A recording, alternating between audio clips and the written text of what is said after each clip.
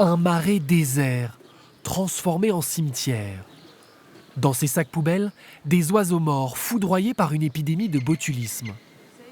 Du colvert, de la sarcelle et du souchet. Là, c'est la fin. Là. En quelques heures, ces bénévoles ont ramassé 700 cadavres d'oiseaux. Une hécatombe. C'est malheureux. Malheureux pour nos enfants, pour nos petits-enfants, pour tout. Notre marais, il est carrément en train de mourir. Quoi. Moi, ce qui me choque le plus, c'est ce silence. On est rendu mi-juillet, donc on est en pleine période, on est à la fin de la reproduction, on devrait avoir des oiseaux, on devrait avoir du chant dans tous les sens. Et là, malheureusement, c'est mortifère, il n'y a rien.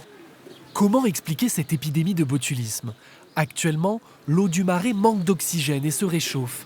Des conditions idéales pour la bactérie, dont la prolifération est accélérée par la sécheresse et les fortes chaleurs. Regardez autour de vous, il n'y a plus de roseaux. On devrait avoir 2 mètres de roseaux autour de nous. Là. Il n'y a plus rien. Ça, c'est pas normal. Une conséquence du réchauffement climatique, mais aussi de la gestion du marais. Ici, le niveau de l'eau est régulièrement abaissé pour favoriser la culture de foin, aux grandes dames des chasseurs et des pêcheurs. Entre les agriculteurs, les chasseurs, les pêcheurs, les coupeurs de roseaux, tout ce qu'on veut, ça a toujours été la même problématique. Au niveau d'eau, personne n'est d'accord. Donc, à partir de ce moment-là, c'est difficile à gérer.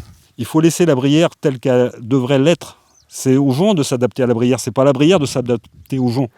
Pour le parc naturel régional, cette crise doit permettre de changer les règles.